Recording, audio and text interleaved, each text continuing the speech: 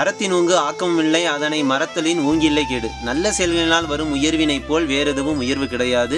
நல்ல செயல்களை செய்ய தவறினால் அதைவிட கொடிய கெடுதலும் கிடையாது. உங்களால் முடியும் என்று நம்புங்கள், அதுவே உங்களுக்கான பாதி வெற்றி.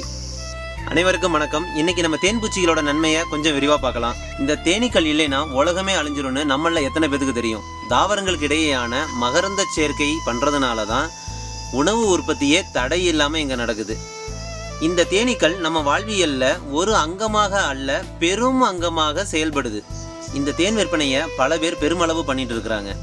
ஆனால் பழங்குடியின மக்கள் தான் மரங்களில் இருந்தும் பாறைகளில் இருந்தும் தேன் எடுத்து விற்பனை செஞ்சாங்க. இதில் வருத்தப்படக்கூடிய விஷயம் என்னென்னு கேட்டிங்கன்னா, சமீபத்தில் வலைதளங்களில் ஒரு காணொலியை பார்க்குறேன். அதில் ஒரு நபர் மலைத்தேன் எடுக்க போகிறேன்னு சொல்லி ஒரு காணொலியை பதிவு பண்ணுறாரு.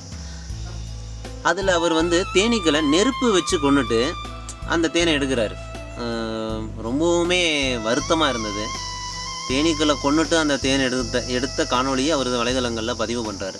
பதிவு பண்ணும்போது நம்மளுடைய மக்கள் அவங்க என்ன கேட்குறாங்க, 1 லிட்டர் தேன் என்ன விலை, எனக்கு 1 லிட்டர் தேன் வேணும், சூப்பர், இப்படி தான் சொல்கிறாங்களே தவிர யாருமே அதை தவறுனே சொல்லவே இல்லை.